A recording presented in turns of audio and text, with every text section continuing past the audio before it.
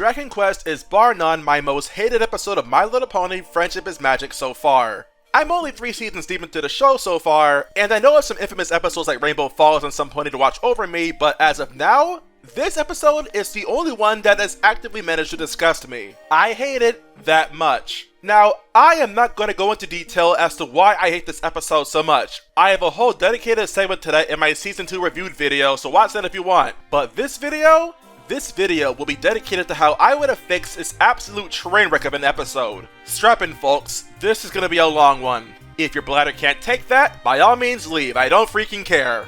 My god, do I need to vent. So at the beginning, honestly I think it's pretty much fine. It establishes the dragon migration. It also establishes that Fluttershy won't be in this episode because she's terrified of dragons. Honestly, I have no problems with it. No, my problems start when Spike is talking about how his kind is so cool and awesome, and the main 6 basically belittle him because he acts like they do. This moment right here murders the message this episode was going for. If you want to talk about how your family is the kind of people that will accept you for who you are, you can't get that point across when your family is making fun of you because of you acting like how they do. Calling you lame, saying you don't act like your own kin, suggesting that you would be ashamed to be like them by asking why would you want to act like other dragons.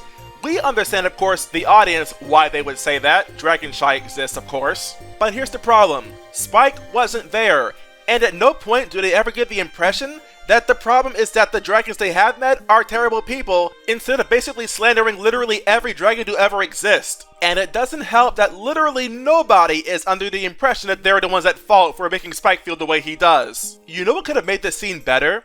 If maybe Twilight learned from Owlswell that ends well that she has to be more sensitive to Spike. Barring that, have Spike call them out on it. Talk about how he's always being excluded from important events. Like, I don't know, Twilight's birthday party in Canterlot. This episode already establishes Sweet and Elite, so why the heck not? You guys clearly don't respect me, so I'm gonna try to find out who I really am so I can be worthy of your respect. Or at the very least, be closer to those that are actually like me. I think it could have made for a legitimately heart-wrenching scene, honestly, but no, they don't do that. Moreover, this moment in the library where they're trying to find out information about other dragons. You know, in my review, I did say I could accept that Ponyville just doesn't have any information on dragons. Looking back, I don't know if I really can. Celestia has been in power for what, like a millennium? And according to Dragon Shy, she at least knows how long they can nap. The fact that the ponies have absolutely zero knowledge on dragons is actually pretty damaging to the show's continuity, both in the past and in the future with episodes like Spike at Your Service. But we'll get to that episode later. You know what they could have done instead? Talk to Zecora.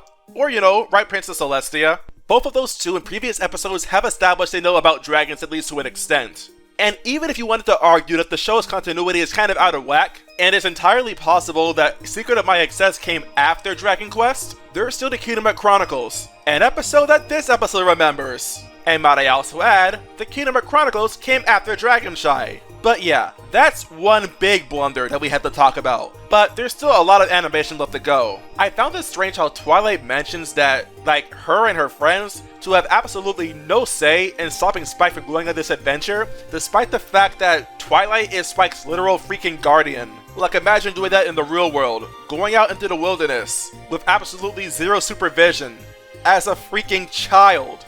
Realistically speaking, wouldn't it make more sense if Spike were to be accompanied by Twilight at the very least? If the girl claims to have absolutely zero information on dragons, don't you think she'd want to research them, want to study them, get to know them better? I'm just saying. But then we get to the part of the dragons being introduced. Now, lots of people like to draw parallels between this episode and Dipper vs. Manliness from Gravity Falls. Let me do you something better. What do we know about dragons up to this point? They're mostly solitary creatures, and they're generally very powerful physically speaking, though the teenage dragons are more social within their own group. They compete over power and dominance, i.e. tail wrestling and King of the Horde. They breathe fire, and they're also highly resistant to heat. With this knowledge, you very easily could have made the argument that dragons have to be so strong because they have to fend for themselves. As a result of this, they have to stamp out the weak so that they can all remain strong. In contrast to ponies with their friendship, dragons literally fly solo. The dragon sees Spike. He looks round and soft, as he would be when you consider the fact that he was raised by ponies. As such, they know he's a dragon of course, but they don't think he's a real dragon, because a real dragon to them would be able to fend for themselves. And not only is Spike a baby, but he's also just too gentle. Which, quite frankly, they could have established that in the scene where the Phoenix eggs were trying to be snatched up. And speaking of that scene, could we please give the dragons more of a motivation than just doing it for fun?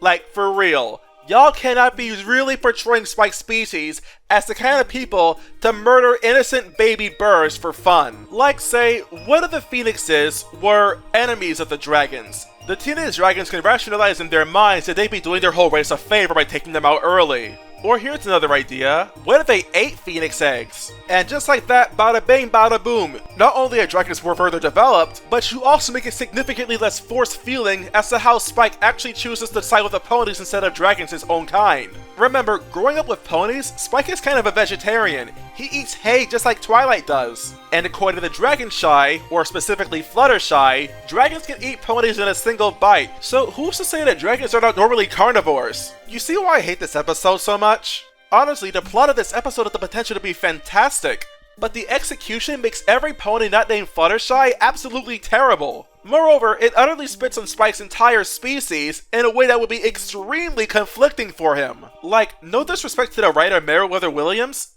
but this episode is an abomination. And I'd have more to say, but I already poured my heart out when reviewing this episode of my Season 2 reviewed video. What else can I say, but this episode is objectively terrible. It's not entirely devoid of good moments, like the hike to the dragon migration, the joke with Crackle's cousin, and the scene with the dragons being fended off by the Phoenixes, but the episode at its core is not good.